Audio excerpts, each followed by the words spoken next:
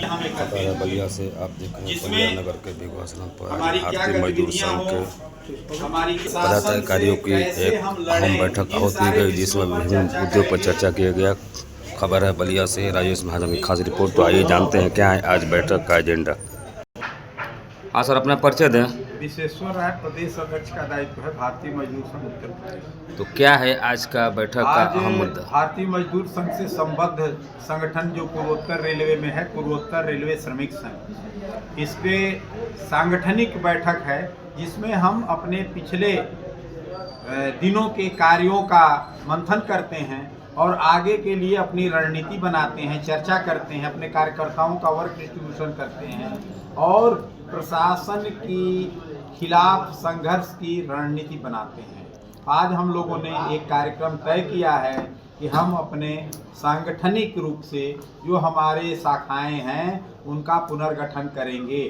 उसके तहत 21 तारीख को मुख्यालय और आउटडोर शाखा का वाराणसी में पुनर्गठन और बलिया शाखा का 28 तारीख को बलिया में पुनर्गठन किया जाएगा। सर, ये भारतीय मजदूर संघ जो है किन किन क्षेत्रों में कार्य करता है? भारतीय मजदूर संघ विद्युत, रेलवे, भेल, सेल, कोयला और LIC, तमाम बैंकिंग, सारे मैक्सिमम संगठनों में अभी लगभग 125 संगठन इसके कार्य कर रहे हैं। अभी आशा, आंगनवाड़ी, तमाम NHM, बहुत सारे संगठन हैं जिसमें भारतीय मजदूर संघ कार्य करता है। सर, ये आम जन के लिए किस तरह का लाभकारी होता है भारतीय मजदूर संघ? आम जन के लिए ही भारतीय मजदूर संघ कार्य करता है।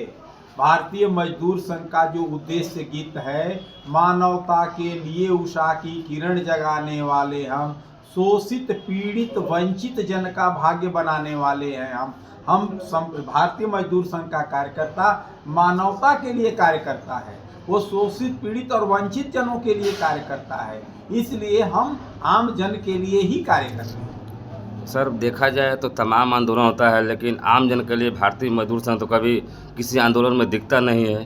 भारतीय मजदूर संघ अपने आंदोलन करने के तरीके हैं, वो उस हिसाब से अपने लोगों के साथ, अभी हम लोगों ने पिछले साल तमाम आंदोलन किए, पेंशन पर आंदोलन किए गए।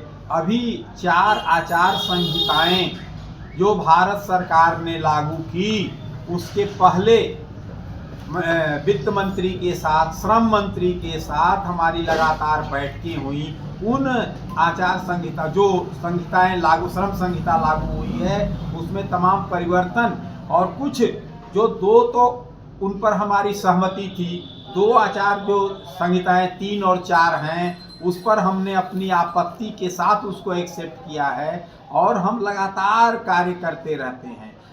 चूँकि हम अपने कोई पॉलिटिकल संगठन हमारा नहीं है, हम विशुद्ध रूप से नॉन पॉलिटिकल हैं, किसी संगठन से जुड़े नहीं रहते। क्योंकि आपने देखा होगा भारतीय मजदूर संघ ने अटल बिहारी वाजपेयी प्रधानमंत्री से, उसमें भी हमने प्रदर्शन किया था और लगातार भाजपा के समय में जब भी कभी ऐसा लगा कि कर्मचारी हित के खिलाफ प्रशासन जा रहा है, हम उसके खिलाफ प्रदर्शन करते हैं। सर, ये एक सुनने में आता है जो आप लोग का स्लोगन है, राष्ट्र हित में करेंगे काम कर लेंगे पूरा दाम, उसका मतलब क्या है, उसका उद्देश्य? राष्ट्र हित में बहुत सही चीज आपने कहा है। लाल झंडे वाले जब विदेशों से डायरेक्शन आता था तो यहाँ आंदोलन करते थे। जब विदेशों से उसको बताया जाता था कि आप भारत की आर्थिक स्थिति को कमजोर करो, तो वहाँ स्ट्राइक करते थे।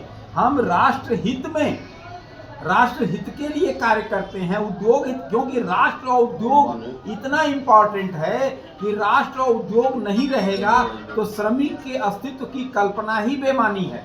जब ये दोनों रहेंगे तभी श्रमिक का अस्तित्व रहेगा। इसलिए हम राष्ट्र हित और उद्योग हित की बात करते हैं और श्रमिकों के संघर्ष ऐसा नहीं करते। हम ये भी कहते हैं कि हम काम के लेंगे पूरे दाम, काम भी जो करेंगे उसका पूरा वर्ग चाहिए।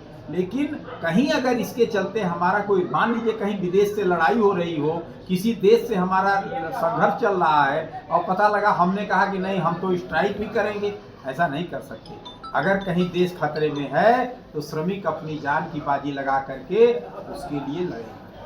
हाँ सर, अपना परिचय दें।